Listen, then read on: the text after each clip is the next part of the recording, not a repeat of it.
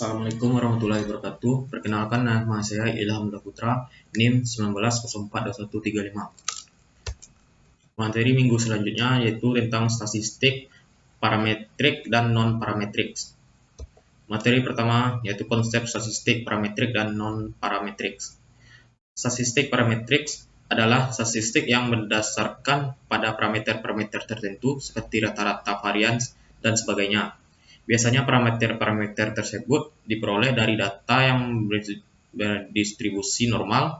Dalam analisis dengan metode statistik parametrik, ada beberapa asumsi yang harus dipenuhi seperti variabel penelitian harus mengikuti distribusi normal, ukuran sampel memenuhi syarat sesuai dengan besar populasi, dan skala pengukuran yang dipakai variabel tersebut adalah skala pengukuran yang paling kuat atau maksimum.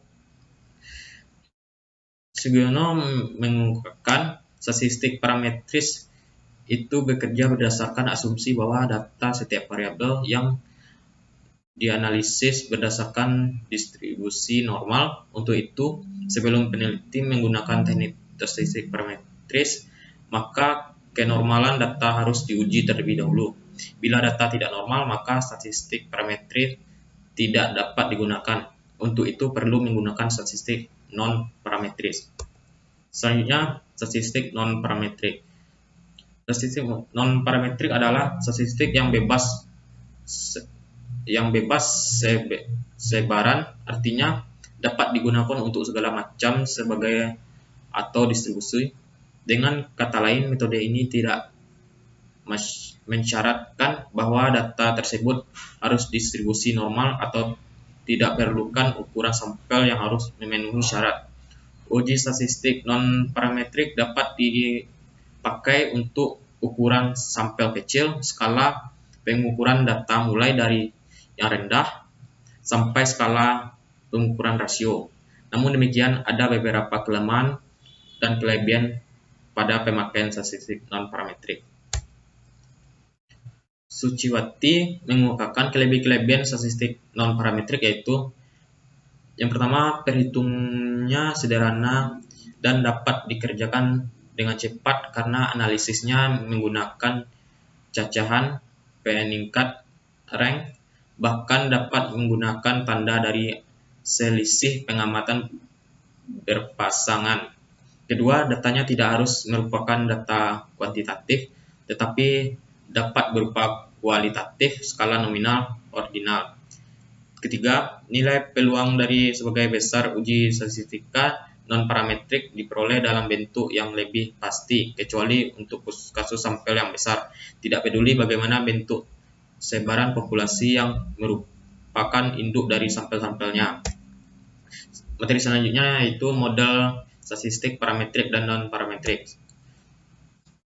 Statistik parametrik termasuk ke dalam bagian statistik inversia. Dalam statistik parametrik perlu dipertimbangkan nilai satu atau lebih parameter populasi.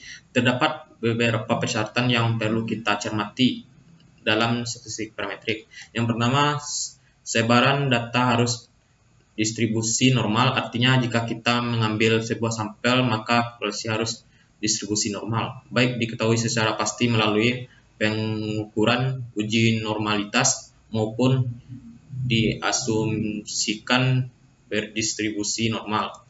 Kedua, skala data numerik. Skala data variabel harus berupa skala numerik, interval, dan skala interval. Tiga, variasi datanya sama dengan dan mengikuti ketentuan sebagai berikut. Pertama, kesamaan varians bukan menjadi salah satu syarat uji kelompok berpasangan. Kedua, kesamaan variasi adalah syarat yang tidak wajib untuk dua kelompok tidak berpasangan.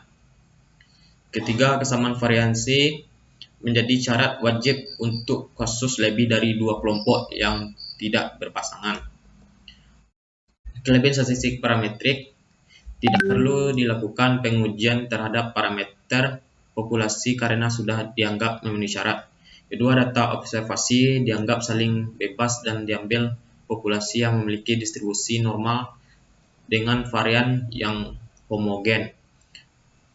Asumsi-asumsi yang rumit tersebut membuat pengujian menggunakan metode parametrik dapat diandalkan akurasinya.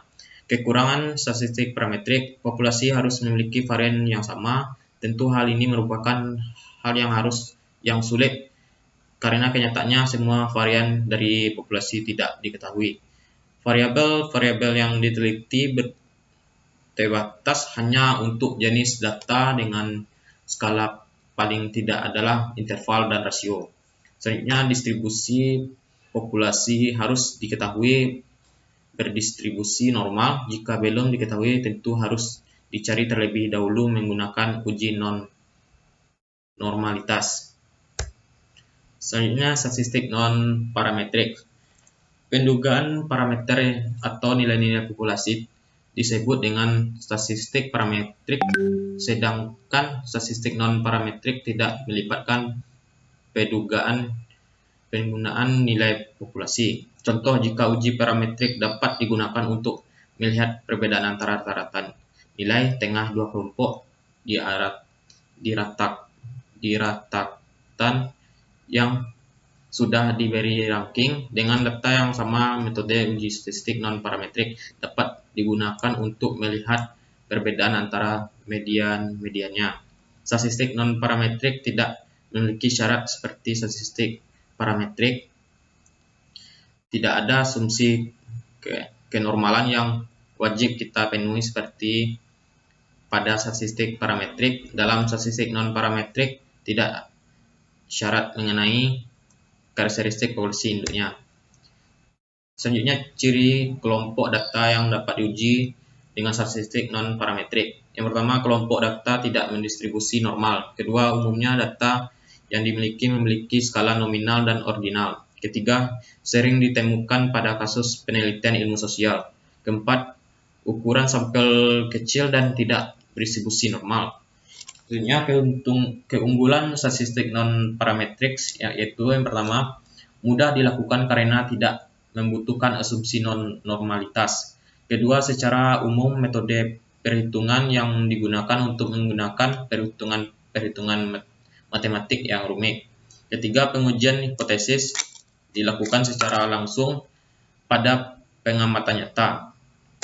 Sekian materi yang dapat saya sampaikan. Wassalamualaikum warahmatullahi wabarakatuh.